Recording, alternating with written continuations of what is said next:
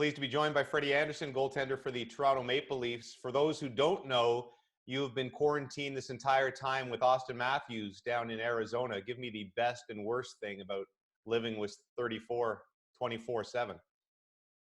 I mean, the best thing is to come down to a nice house, nice climate, get out of my condo. Obviously, great friends, so it's been fun to spend some more time. The worst thing, probably some of the TV shows he watches they're pretty tough. So Like that, the Love Island, I think Love that's been Island talked stuff about a is little not your bit. thing? Not your thing? Yeah, I kind of watched it a little bit, and I get into it a little bit, but not quite to the level he is. He's watching it every second, so I can only handle like an episode or two at a time. So There's been a lot of news over the last 24 hours or so, rather positive, with the NHL planning to try to resume things in 4 centralized cities. Does that boost your confidence about the likelihood of somehow finishing this season and awarding a Stanley Cup? yeah, of course, I think anything we can do to continue the season and award a Stanley Cup is something I'm up for, and yeah, I really just hope we can get back to playing and get back to normal life. I think everyone's starving for sports and life as we know it as before. So I think anything really I'm open to.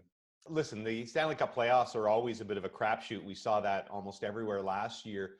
Do you think it would be more so in this situation if you did start playing again in July or August with this long layoff, that every series almost would be pick 'em? And how would you handicap the Leafs' chances in that situation? Yeah, I think definitely every series could be a pick 'em. I think that goes. I think that goes for every team. You see early on in seasons that some teams come out really hot out of the gate and other teams start a little bit slower. So I think if we do get back to playing and even if we go right into playoffs or have a finish of the regular season, I think either way it's going to be very tough to be a betting man, I think. Connor Hellebuck, the Jets goaltender, was talking about how the specific challenges for a goalie. Look, we know it's going to be challenging for everybody to come back after this layoff when you haven't skated much, but a goaltender has specific, unique challenges. How difficult has it been for you to train and stay focused? It's been very, obviously, with no ice. You can't really take shots, but I think I got Auston here, so maybe we will try to be creative and come up with some ways where he can shoot on me. So that He said when I talked to him a couple of weeks ago, he had no shots in the driveway or in the basement like we did when we were kids yet. No, not yet. I think so. He put in a sport court in his house, so I think eventually we'll start using that and maybe take some shots. But we'll see. We have to be creative and come up with something good. One of the phrases Hellebuck used that caught my eye was goalie muscles. He said he's been working on his goalie muscles. What does that mean to you? What are the different things that you can develop, and how do you develop them, in a home gym, in a sport court, in Auston Matthews' backyard?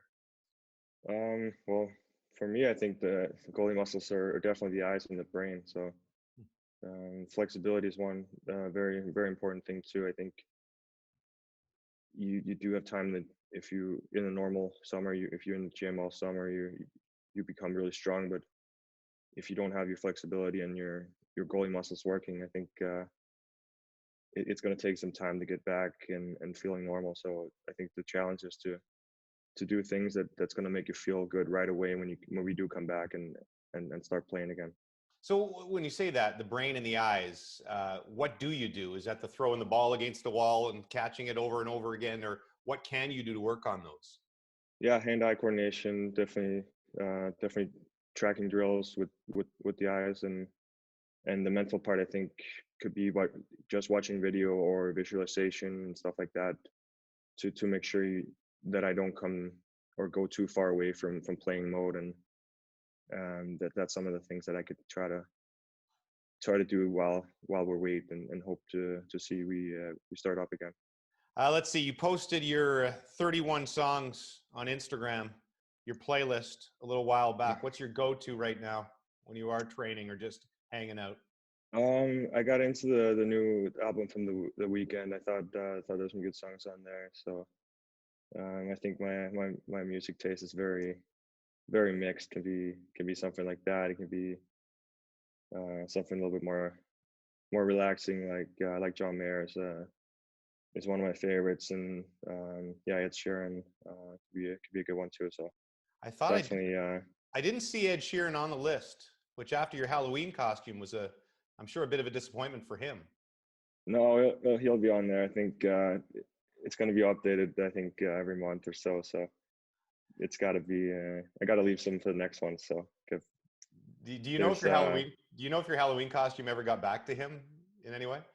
no, I haven't heard back from anyone in It his hasn't. camp or anything like that. So, but I'm sure it definitely made the rounds on the internet. I thought got some good responses, which is all fun. I was asking you right off the top about living with Auston Matthews. I remember you had to settle a battle with Nerf guns with Mitch Marner back in November.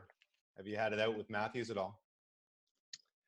Not yet. We've had some heated matches in ping pong and stuff like that. So he's Who's obviously better? letting him win because I'm afraid he's going to kick me out of the house if I beat him. So he's very competitive. So That's a we'll smart way keep to it at treat that. your landlord.